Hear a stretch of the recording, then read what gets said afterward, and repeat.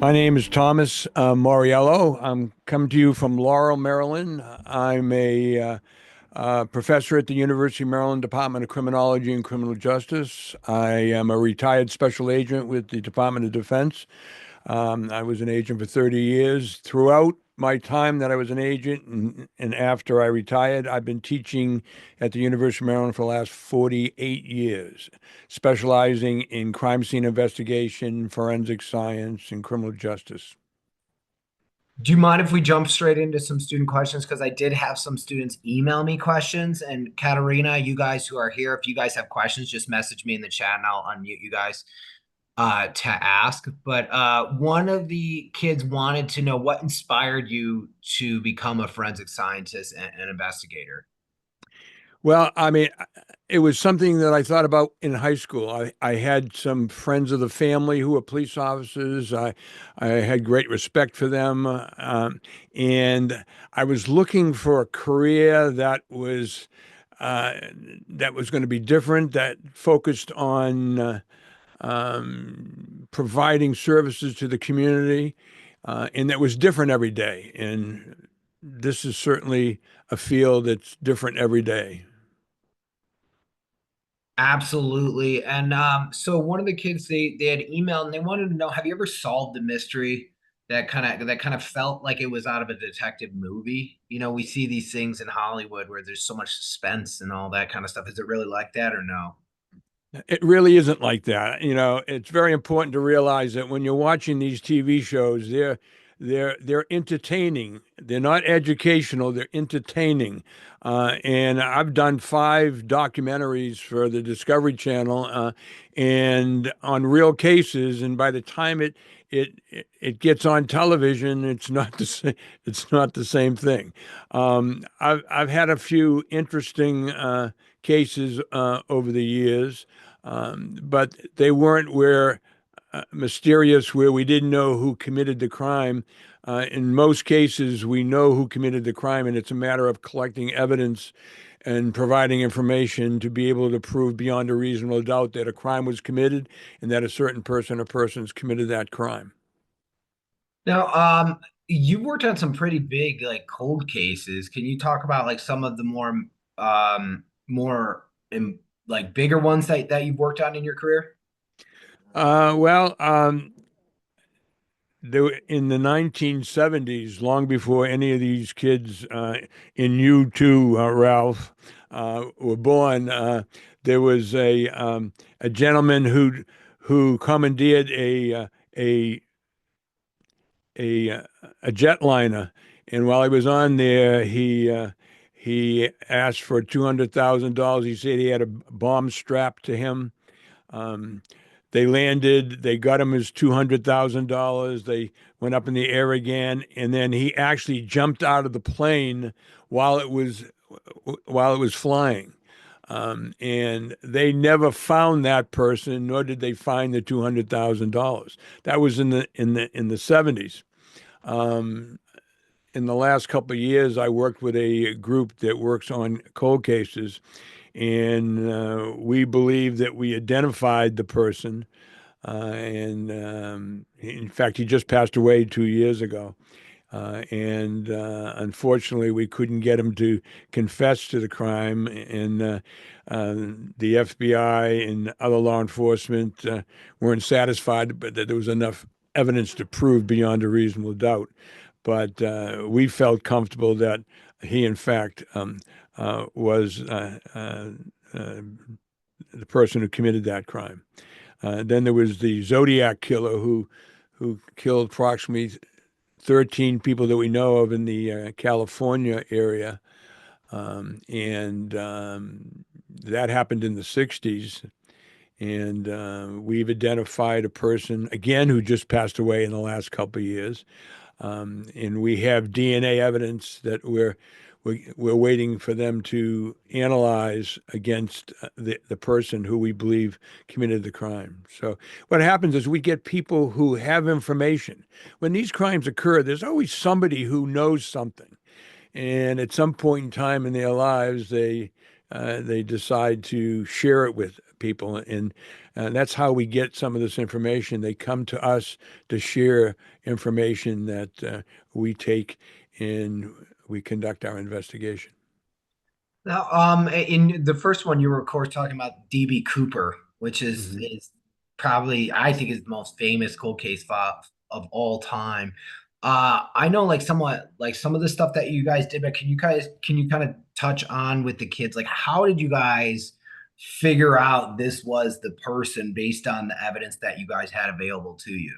Well, again, it was about several people who had information who brought it to us. And so we start talking with these people and looking at the evidence that exists, the physical evidence, the timelines, what this person's background is like. Did he have the ability to jump out of a plane? Was he trained to do that? Which he was. And also, some of the money, some of the $200,000 was found on a riverbed by several people, and we were able to associate those people with people who knew our person.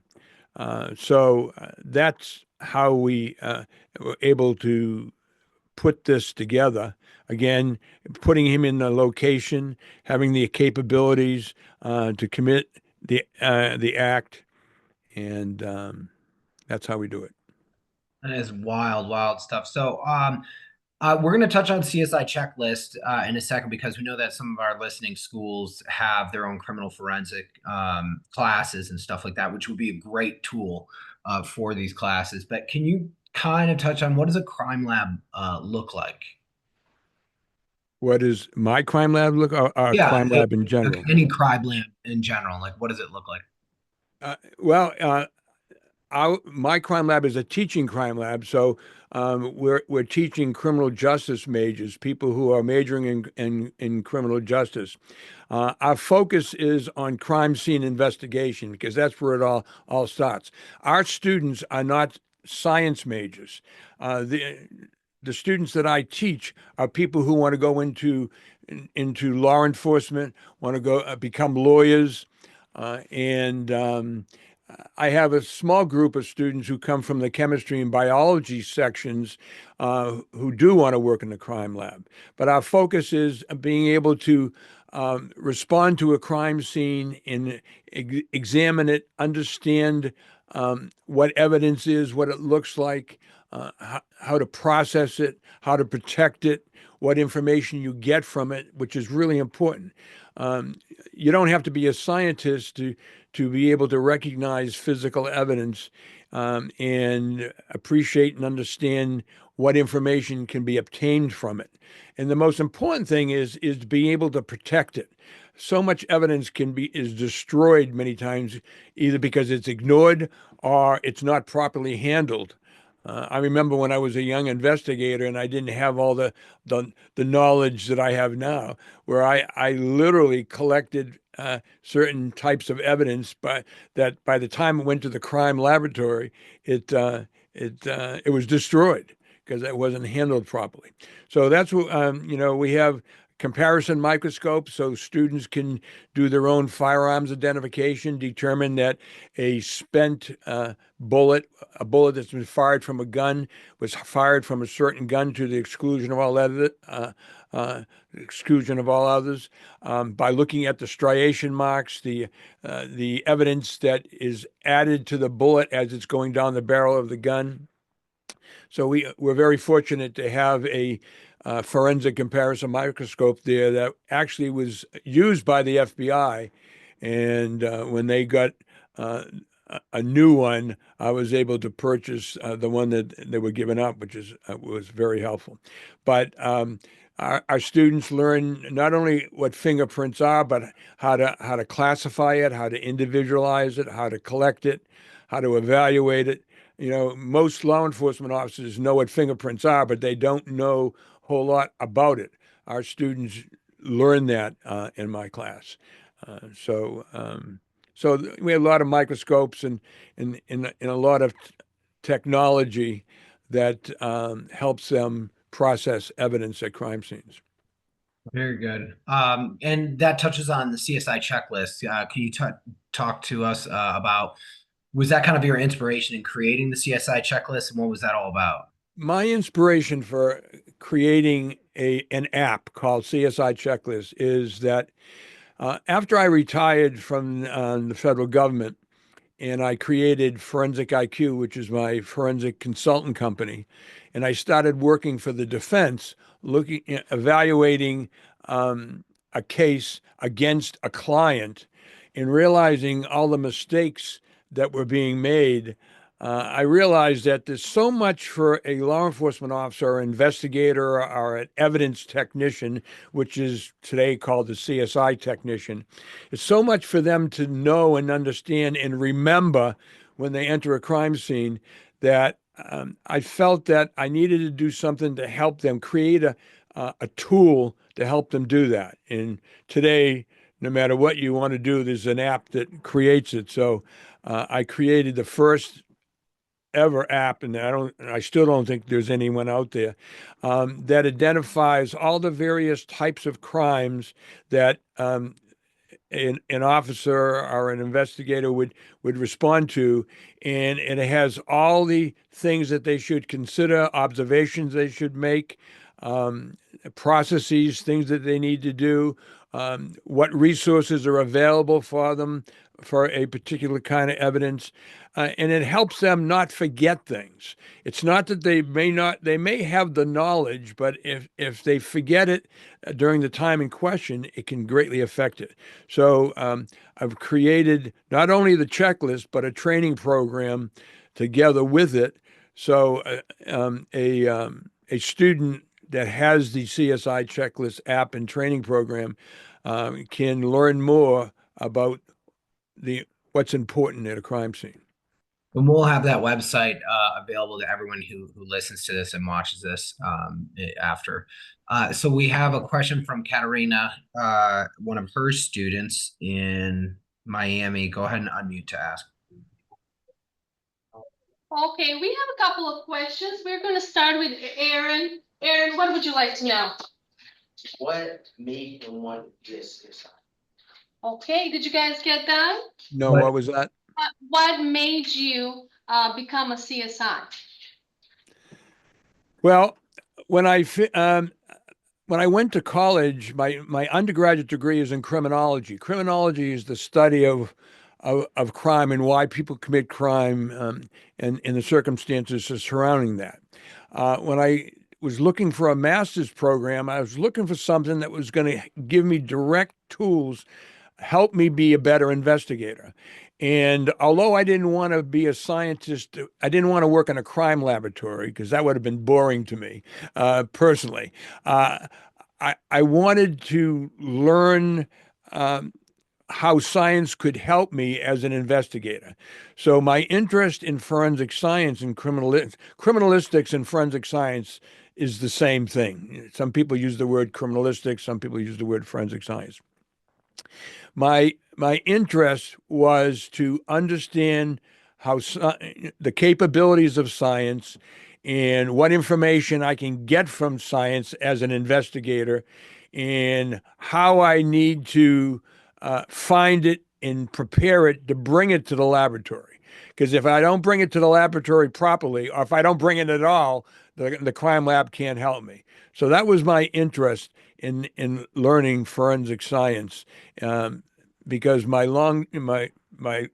long-term goal was to be an investigator, which I have been most of my career. Thank you, guys. Oh, we have another one. Go ahead, Stanley. How much time does it take to do your job? Like how much time? That would How long? to look at one piece of evidence. Did you guys get that? Stanley would like to know how much time does it take to do your job? Well, okay, there's thousands of different jobs, but a crime scene itself, it really depends on the significance of the crime scene. It could take minutes, it could take hours, it could take days, depending on the significance of the crime scene. The investigation itself, you know, I've done investigations that where I worked on it for days, sometimes months. You know, so it depends on how much evidence there is. You know, if you have a dead body, not only are you involved in looking at evidence, you have the medical examiner who conducts the autopsy, and that many times takes a long time for them to come back with the final understanding of how the person died, when they died. That ultimately helps the investigator in their duties. So now, if you were to ask me how long it took me to be trained, um, initial police training is about 6 months, full time, 6 months to be a basic police officer.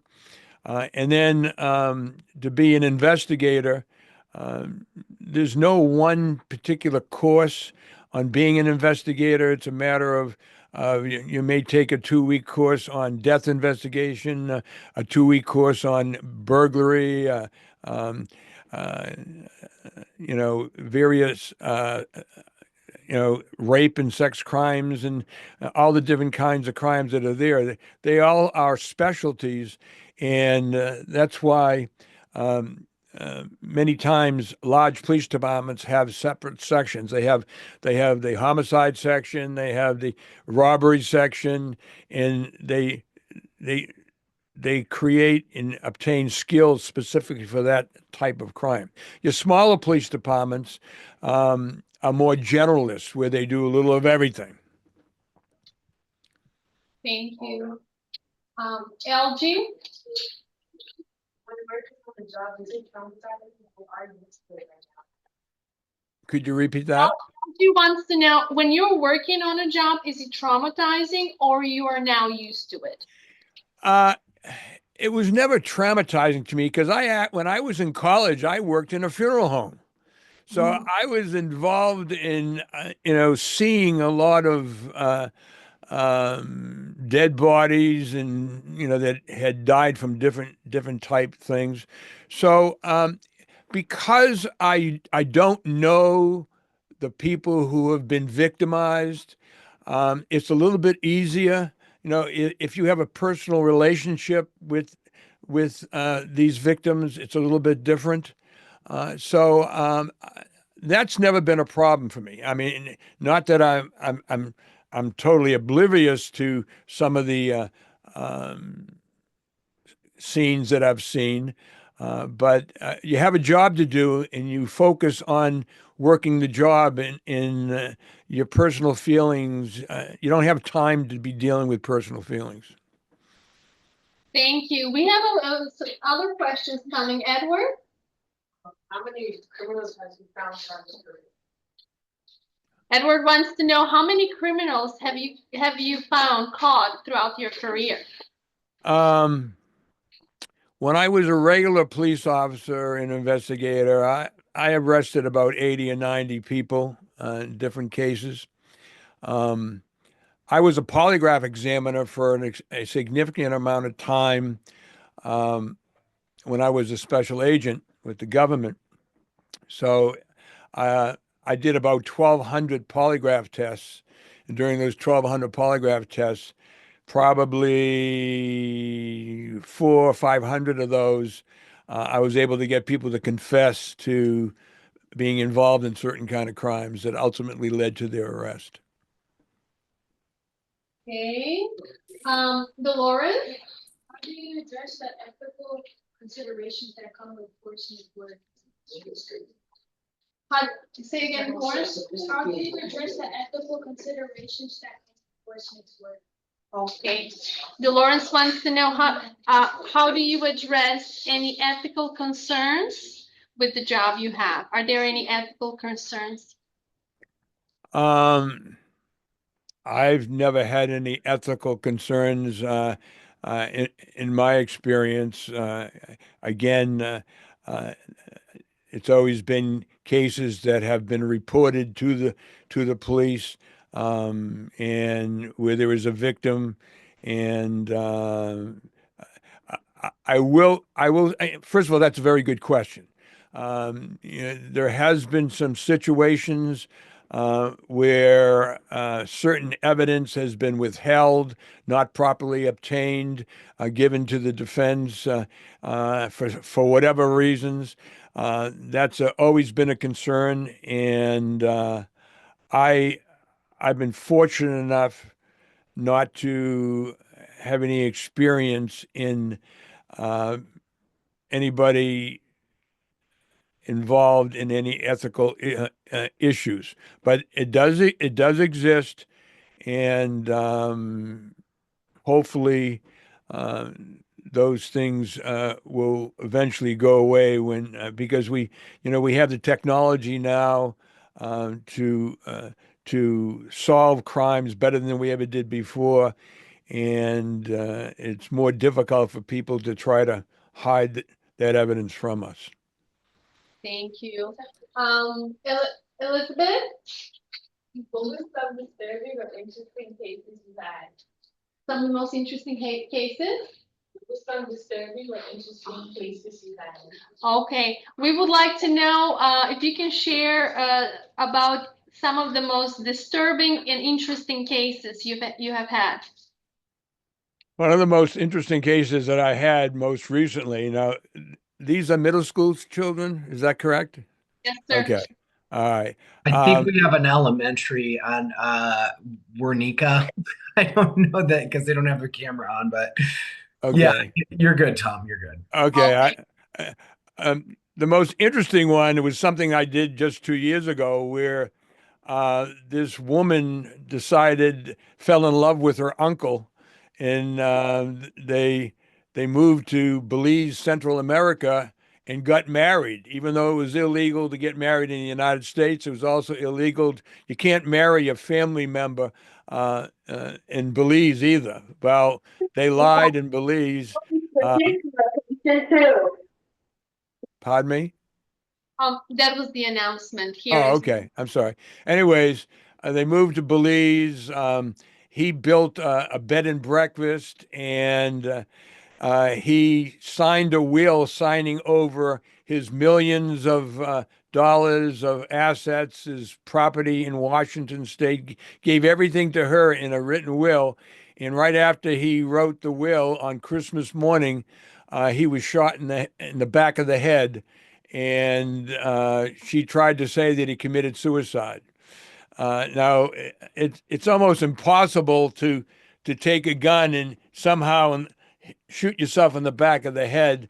And it was obvious that she killed her husband, her uncle, and but it happened in Belize, and she immediately left Belize and went to Washington State. Well, the United States doesn't have what we call reciprocity. They don't. We don't have laws that would take her and fly her back to Belize to stand trial for first-degree murder. Meanwhile, she's got this will that alleges that $3.5 million worth of his assets and his 100-acre apple orchard all was going to go to her. So his children from his first wife sued for wrongful death. It's a civil case. And I was asked to examine all the forensic evidence from Belize because all the investigators and police officers from Belize were not allowed to come to the United States to testify. So I had to testify on the evidence. And we were able to prove that she, in fact, was the one that shot and killed her uncle slash husband. And she lost all that. Now she is free as long as she stays in the United States. If she goes to Belize, Belize has a first degree warrant for her arrest.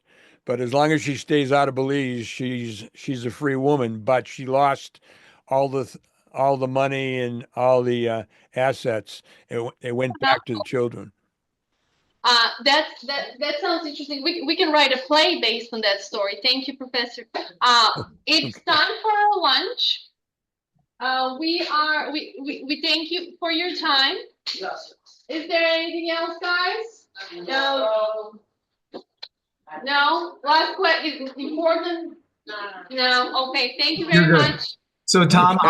I'll give you the final question before we end the meeting for all. Is there any advice you can give to anyone on this recording, any of the students who want to follow in your professional footsteps? What kind of advice would you have for them? Absolutely.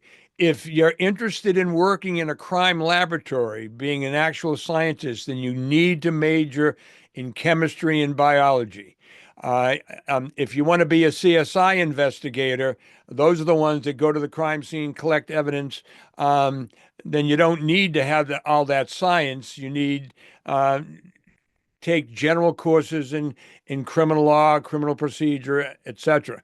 But the key is, if you want to be a scientist working in the crime laboratory, you got to have a strong biology and chemistry background. Solid advice, man. Solid advice. And again, we'll have the CSI checklist website in this video and in this recording. Tom, we can't thank you enough for participating today, and I'll be in touch, man. Thank you so much for everything, sir. All right, Ralph. Thank you very much. Thank you, everybody.